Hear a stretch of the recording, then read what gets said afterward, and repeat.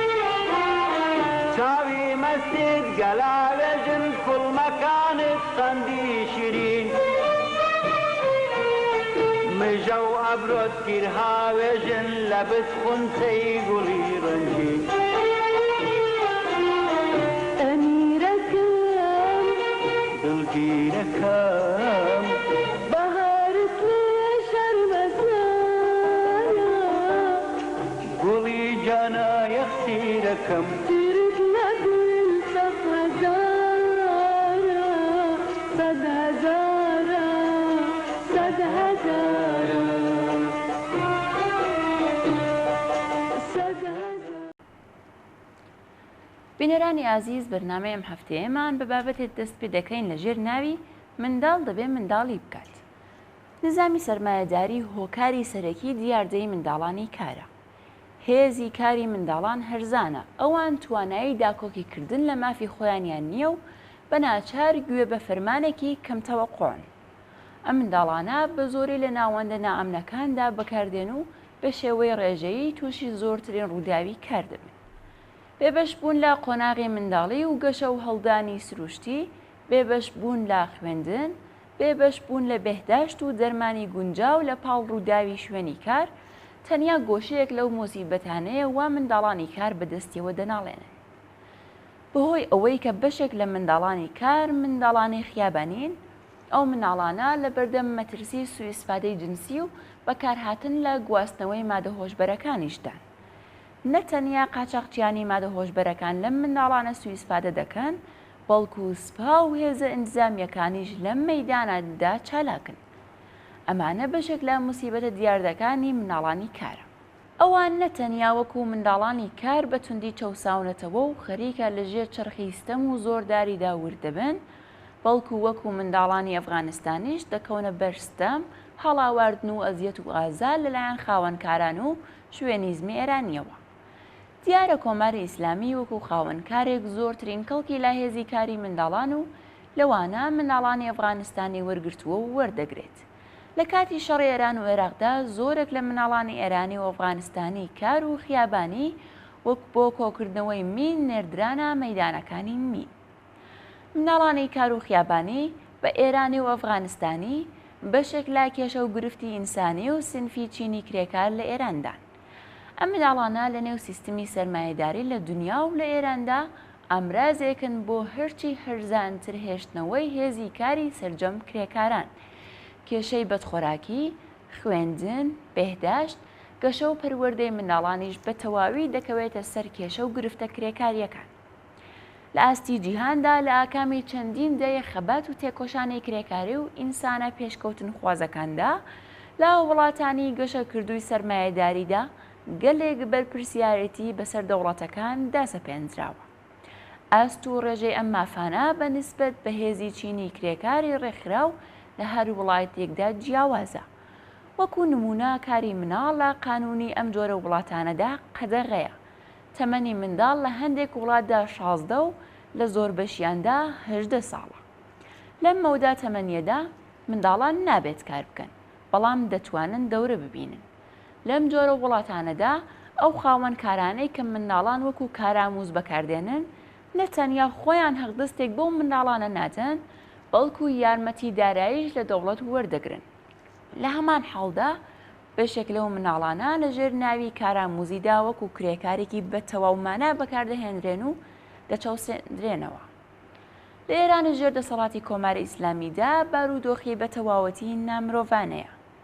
لێرە دەستی مدیرانی دەوڵەتی و خاوەنکارانی کەرتی تایبەت بۆ چەوساندنەوە و سوءیسفادەکردن لە مناڵان لە هەموو بارێکەوە ئاوەڵاترا. لە کۆماری ئیسلامیدا چەندین ئۆرگانی ئیداری، قەزایی و ئینتزامی بەرپرسی بەڕێوەبردنی کاروباری منداڵانن.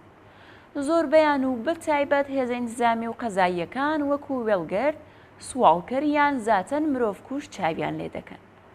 ئیدارەی بەهزیستی و شارەداریەکانیش کە بە شێوەی قانونی بەرپرسی خوڵخاندنی بارودۆخی ژیان، خوێندن و کاراموزی منداڵانی کار و خیابانی و بە قەولی خۆیان بێسەرپەرستەکانن، بە بەردەوامی بۆ یەکتری هەواڵە و پاسی دەدەن. کاری منداڵانی کار دەبێت بە تەواوەتی قەدەغە بێت. ئەم قەدەغە بوونەش دەبێت یاسایی و هەروەها کۆمەڵایەتی و فەرهەنگی بێت. دەبێت کەش و هەوایەک لە کۆمەڵگادا بخولقێت کە بەکارهێنانی منداڵان وەکو شەرم و تەنانەت جنایەت چاو لێ بکرێت. لە ئاوا کۆمەڵگایەکدا دەبێت دەوڵەت بە ئەرکی خۆی بزانێت کە هەموو ئیمکاناتێکی خوێندن و بەهداشتی بۆ منداڵان بەبێ لە بەرچاوگرتنی جێگا و شوێنی ئابووری و کۆمەڵایەتی بنەماڵەکانیان فراهەم بکات. پێویستە کاراموزی منداڵان لەژێر چاودێری ئۆرگانە مەدەنی و کرێکاریەکاندا بەڕێوە بچێت. منداڵان دەبێت کاتی منداڵی بەسەربەرن، شاد و خۆشحاڵ بن، بە شێوەی سروشتی گەشە بکەن و ئیمکاناتی گەشە و هەڵدانی توانایی کێژنشیان بۆ ئامادە بکرێت. دەستبەرکردنی هەر ڕادەیەک لە مافەکانی منداڵان بە بەراوردکردنی هاوسەنگی هێزی چینایەتی لە نێوان چینی کرێکار و چینی سەرمایەدار و ئاستی فەرهەنگی کۆمەڵگادا ممکن دەبێت. دوای ناوبڕێک دێنەوە لاتان.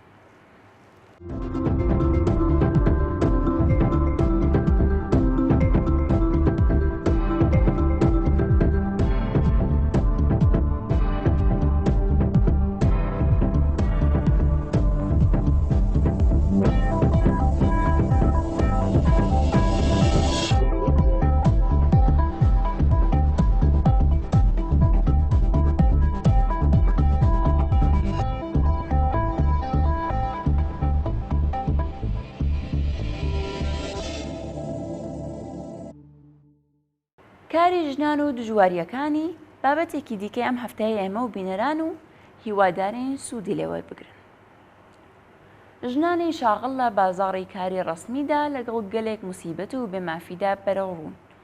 زۆربەیان لە بەشی کشت و کاڵ و لە کارگای ژێر دەکەسدا کار دەکەن و ناکەونە ژێر چەتری ئەم قانونی کارە دژی کرێکاریەشەوە، کەوایە بیمە ناکرێن و کەمتر لە لانیکەمی هەڵدەستی دیاریکراویان پێدرێت کە خۆی 3 جار لە ژێر هێڵی هەژاریدایە. خاوەنکاران ئیزافەکاریان پێدەکەن و بابەتی ئەم ئیزافەکاریەش هیچ پوڵێکیان پێنادەن. ئەوان پێویستە تعهود بدەن کە مناڵیان نابێت و یان تەنانەت مێردیش ناکەن. خاوەنکاران لە ژنانێکیش کە هاوسەریان هەیە تەوهۆد وەردەگرن کە لە مرەخەسی دەورانی منداڵبوون کەڵک وەرناگرن. بەشێک لە کرێکارانی ژن دەکەونە بەر سوکایەتی و ئازار و ئەزیەتی جنسی. ژمارەیەکیان تەنانەت ناتوانن لە بەرامبەر دەستدرێژی جنسی خاوەنکاراندا مقاومەت بکەن. بۆ ئەو ژنانەش کە دەکەونە ژێر چەتری قانونی کارەوە، دۆخەکە زۆر باشتر نییە. خودی ناوەندی ئامارگیری دەوڵەت وتویانە کە لە ئێران لە مەوزوعی لانیکەمی هەقدەستدا خاوەنی یەکێک لە هەرزانترین نرخەکانی هەقدەستە لە دنیادا. ئەوان نووسیویانە کە زۆربەی ژنان لە هەقدەستی چەندین قات کەمتر لە پیاوان تەنانەت لە بارودۆخی کاری هاوشێوەدا بەهرەمەندن. هەر ئێستا خاوەنکاران پێیان باشە لە زۆربەی ئەو پیشە مدیریەتیانەدا کە پێویستیان بە شارەزایی هەیە و تەنانەت دۆخی ژنانی داواکاری کار هەڵەسەنگێن و تەنیا خۆیان بە هەڵسەنگاندنی داواکاری پیاوانی بە شوێنکارەوە خەریک بکەن. بەم حاڵەوە لە زۆربەی پیشە سادەتر و ئەو بشە لەو کارانەی کە پێویستیان بە شارەزایی و مەهارەت نییە، ژنان دەخرێنە ئەولەویەتەوە. دۆخی ئەو ژنانەی کە لە بازاڕی کاری ناڕەسمیدا کار دەکەن زۆر لەمەش خراپترە. ئەوە لێرەدا بە کورتی ئاماژەی پێکرا بەشێکی کەم لەو کێشە و گرفتانە دەخاتە ڕوو کە ژنانی لەسەرکار لە بازاڕی ڕەسمیدا و ژنانی بە شوێنکارەوە لەگەڵی بەرەو ڕوون. بەڵام ئەم کورتەیەش بە توندی هەژێنەرە. دۆخێک کە بواری بۆ سوءئیستفادەی خاوەنکارەکان لە چەوسانەوەی تند و داسەپاندنی بێمافی بەرین بەسەر ژناندا خۆش کردووە، بارودۆخی بەرچاوی سەرمایەداری قەیران لێدراوی ئێستایە. لە ژێرەم دۆخە نامرۆڤانەدا ژنانی کرێکار لەسەر جەم وڵاتانی پێشکەوتووە لە حاڵی گەشەدا بەدەست بێمافیە جۆرە و جۆرەکانەوە ئازار دەکێشن.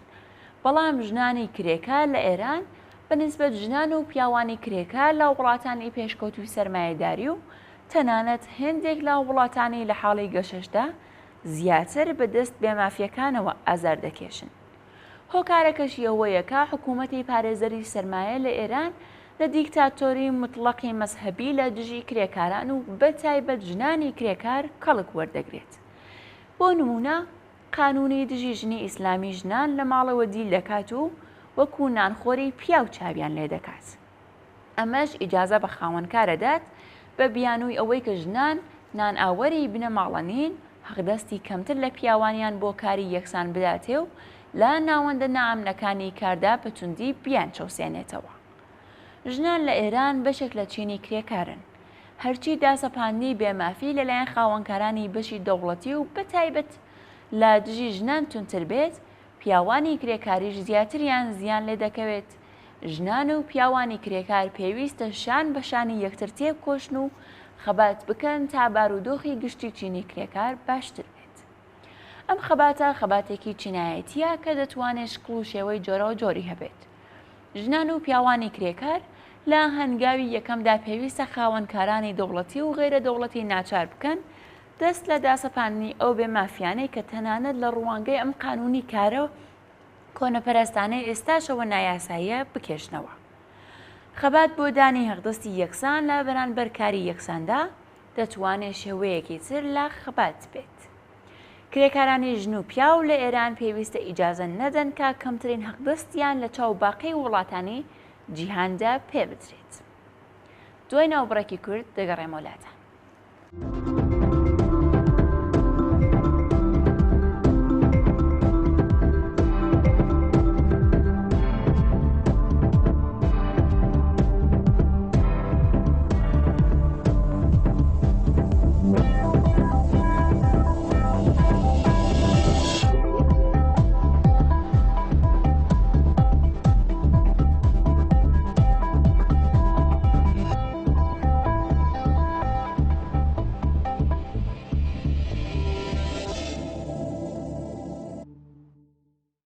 ئازیزان، دوایین بەشی بەرنامەی ئەم هەفتەیەمان بابەتێکە لە ژێر ناوی ئاغای چۆخبەختیار لە نووسینی شۆڕژگێڕی نەمر سەمەدی بێهرانگی سەرنجتانی بۆ بیستنی ڕادەکێشم.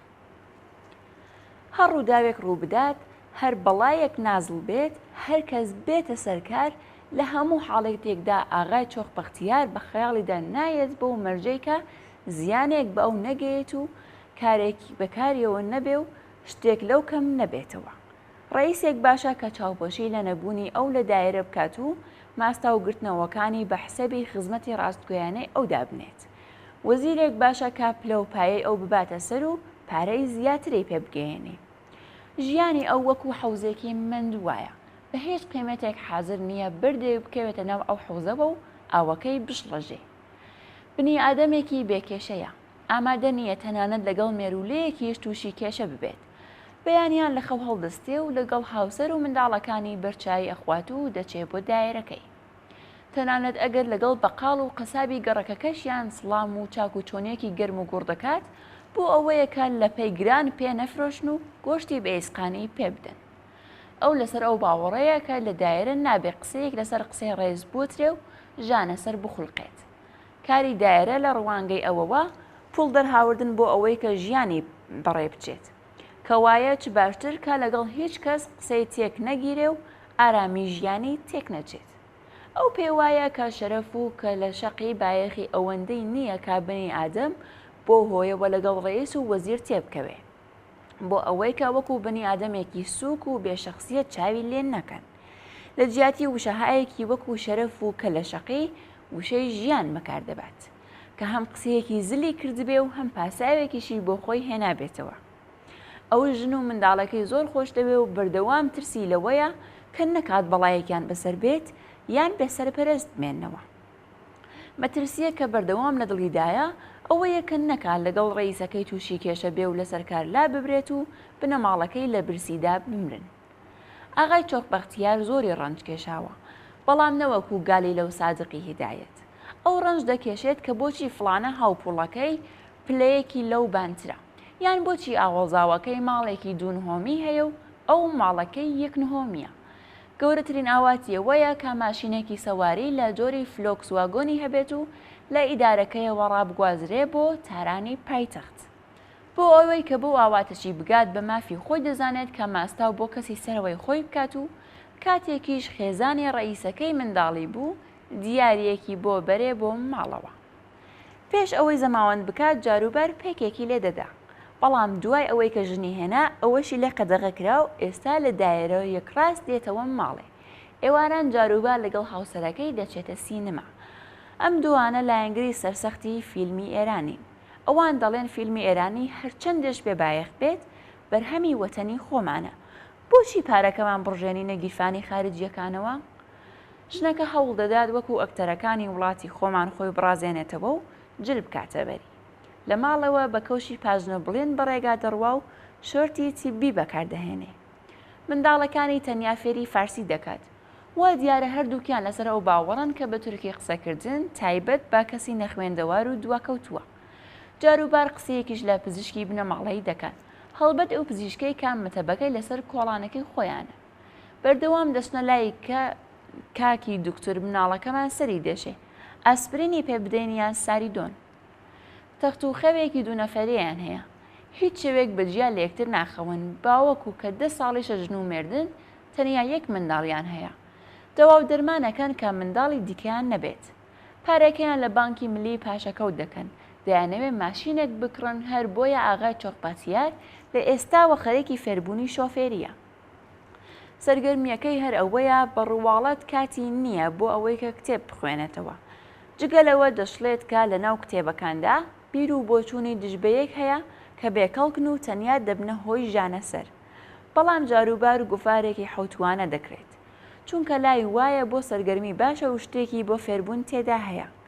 ژنەکەی لە لاپەڕەی مۆد و جلوبەرگ و خۆشی لە لاپەڕەی جەدوەلی وشەی یەکتر بڕ کەڵک وەردەگرێت.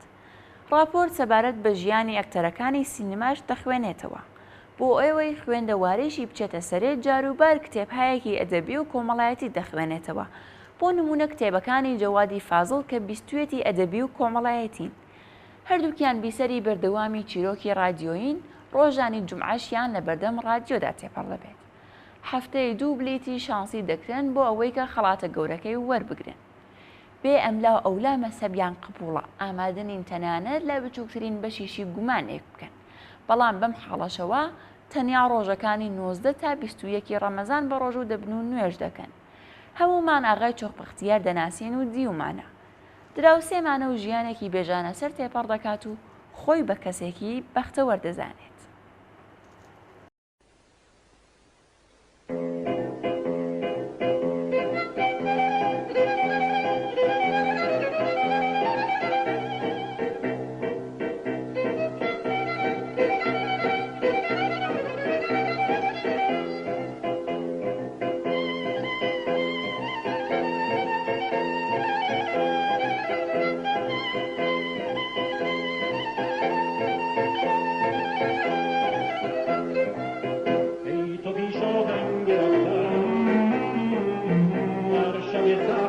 زمانی در عرب چون گل نشانده گرمی خونت نشانه ببین سمر که راه تو شد ره هر رودخانه کلام تو کتاب تو میرود خانه به خانه ماهی کوچک در رهت گویا دل پر از کینه جان پر از پیکار تا که بگشاید راه دریا را می ستیزد با مرغ ماهی ها آتشی در دل شعله ها در خون می رود بیدار می رود هوشیار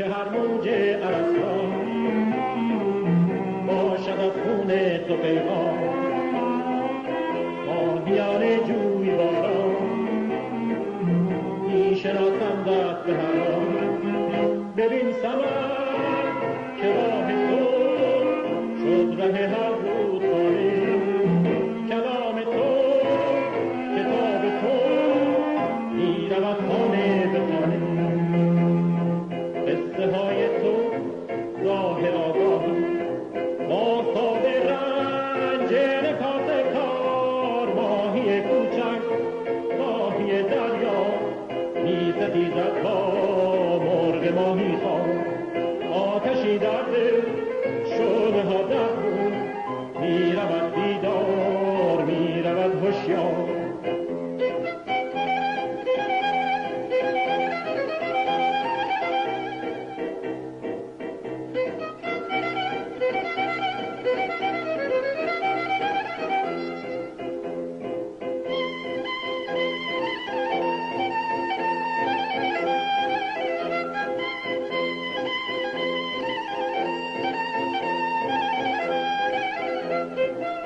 ای تو پیش آهنگ رفتم در شب سرد زمانه در عرب چون گل نشانده گرمی خونت نشانه ببین سمر که راه تو شد ره هر رودخانه کلام تو کتاب تو می رود خانه به خانه کوچک در رهت گویا دل پر از کینه جان پر از پیکار تا که بگشاید راه دریا را می ستیزد با مرغ ماهی خواه آتشی در دل شعله ها در خون می رود بیدار می رود هوشیار آتشی در دل شعله ها در خون می رود بیدار می رود هوشیار آتشی در دل شعله ها در خون می رود بیدار می رود هوشیار آتشی در دل